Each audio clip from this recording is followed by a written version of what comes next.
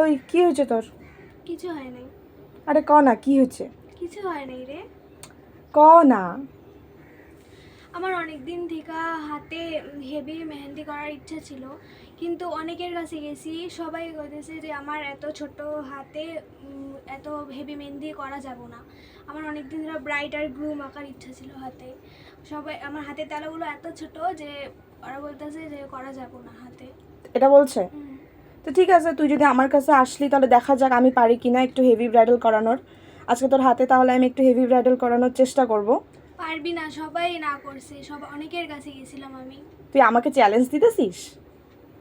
ঠিক আছে, একবার আমি চেষ্টা করে তাহলে দেখি, তারপরে তুই জানাইস। যদি পারিস। ঠিক আছে, তোর হাতটা একবার দেখাইয়া দে তো। রিয়েলি তোর হাতটা একটু বেশিই ছোট, বাট দেখা যাক। ঠিক আছে,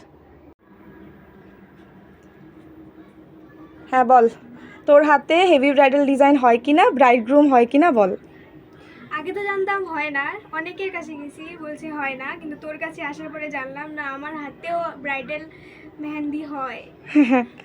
এটাই আর কি, সবার কিছু কিছু ভুল ধারণা থাকে অনেক জিনিস নিয়ে, বাট আজকে যেরকম টুইঙ্কেলের ভুল ধারণাটা ভাঙলো, ওরকমভাবে আমি আশা করব সবার যেন ভুল ধারণা ভাঙে। তো কিছু কিছু ব্রাইড খুব ডিমোটিভেট হও যে তোমাদের হাত ছোট বলে হয়তো হেভি ব্রাইডাল ডিজাইন করা যাবে না, বাট এটা সম্পূর্ণ ভুল।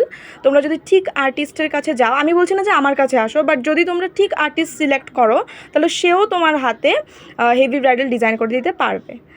তো এটাই আজকে আমার ভিডিওতে বলার ছিল, এই মেসেজটা দেওয়ার জন্যই আজকে আমি এই ছোটো ভিডিওটা বানালাম। তো তোমরা দেখে প্লিজ জানিও এই ছোট্ট ভিডিওটা তোমাদের কেমন লাগলো।